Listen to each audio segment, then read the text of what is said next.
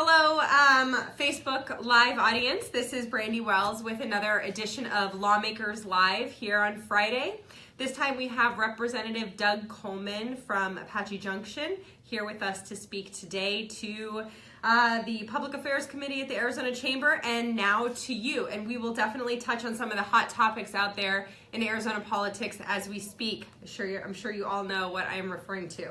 But first, let's start with a little bit more about you.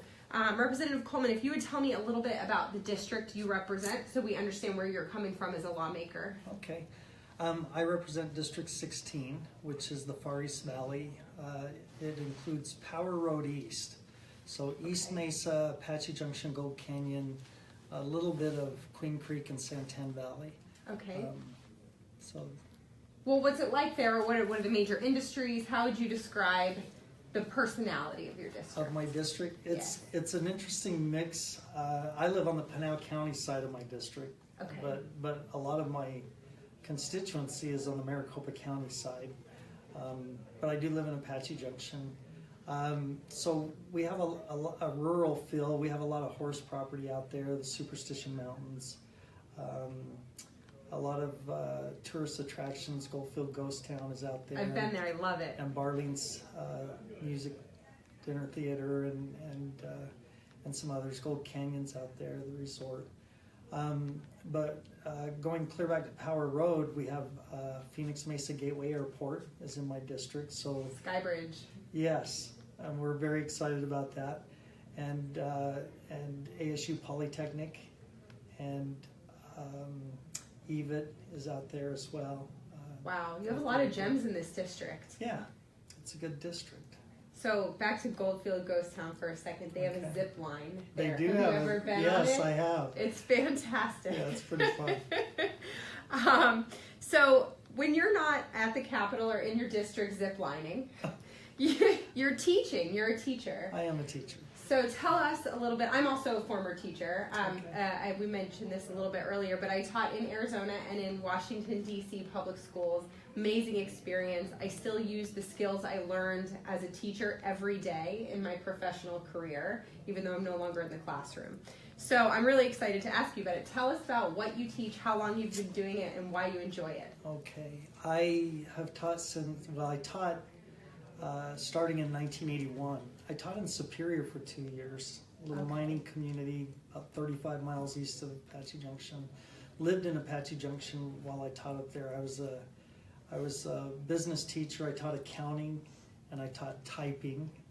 Oh my goodness. Yeah, and then I got the job down in Apache Junction and I taught accounting again and general business and a personal finance class. And my department chair taught shorthand.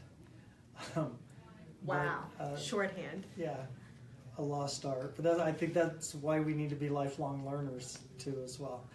But I was a CTE teacher. I have a master's in vocational education.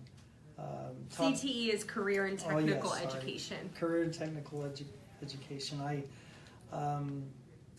taught business most of my career. But the last couple of years, they asked me if I wanted to teach a law class. I taught business law early in my career as well, and so I said yes. So I taught a street law class. The first year I taught it, I taught half a day business, and then in the afternoons I taught street law. And then the next year there was enough kids to sign up for the law class that I just taught law all day long. So what is street law? What is that? Street law.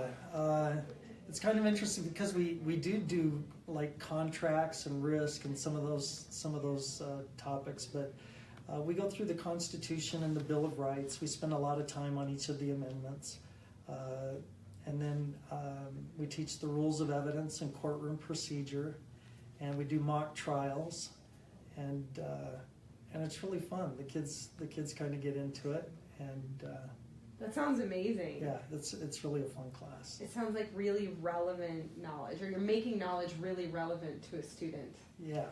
And then you said personal finance as well. You taught personal finance? I did for a while.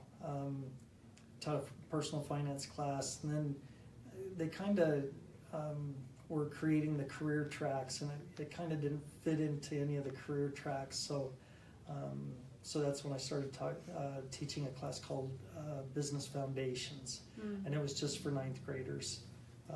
But it was more than just personal finance. It was, the elements of a business plan and things like that. Excellent. Those are so important. I think personal finance is an under-taught topic that everyone should leave high school with. Yeah, I think so too. So you have a lot of teaching experience. And now as a lawmaker, the governor's put a proposal on the table in front of the Arizona legislature that's going to raise teacher pay 20% by the year 2020. Yeah. How do you feel about the governor's plan? I love the governor's plan. I think it puts... Well, that is a very direct response. I do too. Yeah, well, I do. I think it's time. I think he sees a problem and wants to correct it. He didn't cause the problem. It's been ongoing for a while. But I think his plan is going to put money where it's most needed. And the thing that I like too is that the governor's plan didn't touch, when he dropped his budget, it had $100 million of it, district additional assistance in that, that had just been like ongoing. We hadn't paid it for quite a while, and that was key too. Is that those two are both funding that will go to the K-12 system that hasn't been going.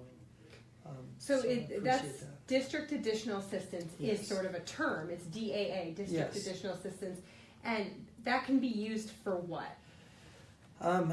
It can be used for capital funding. It can be we've actually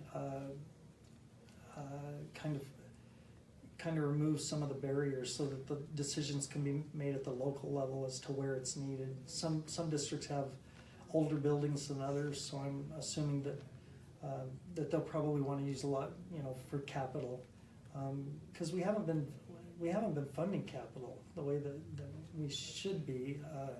It's been funded at about 15% of what the formula was, and this begins to restore it. And the governor has plans to restore it over a 5-year period, which I also support. Excellent.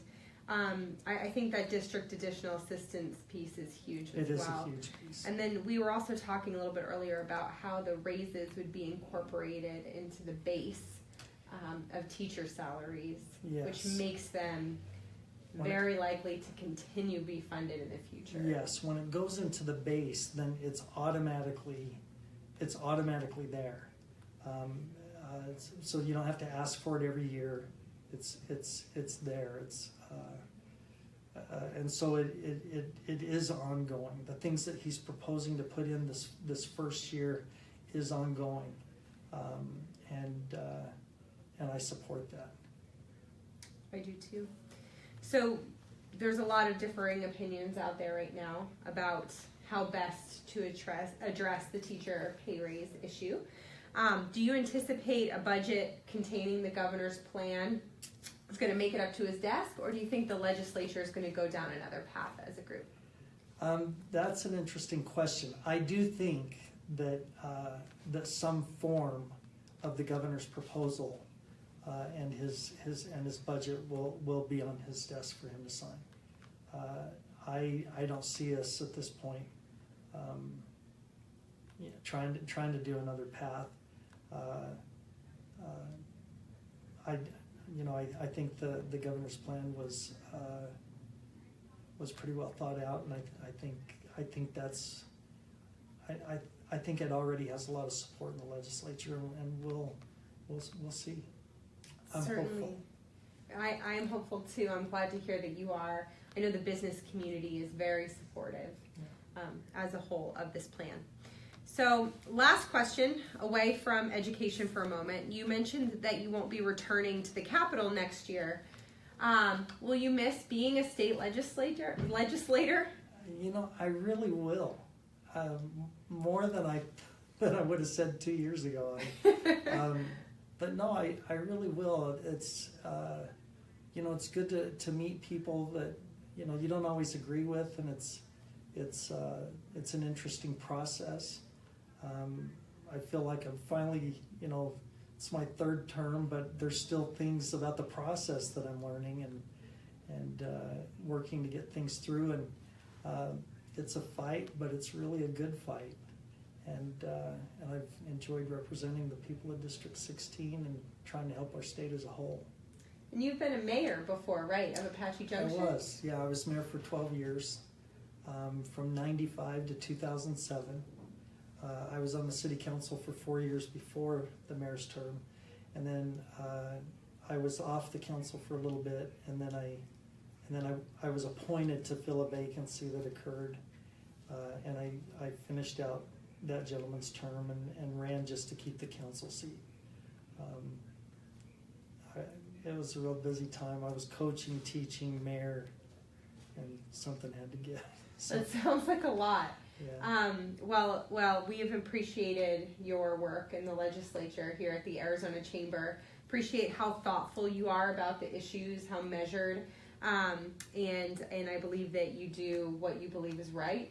And I really appreciate you coming here to speak with us today, to speak to the Public Affairs Committee, to take some time to speak with the Facebook Live audience that we're developing here for Lawmakers Live.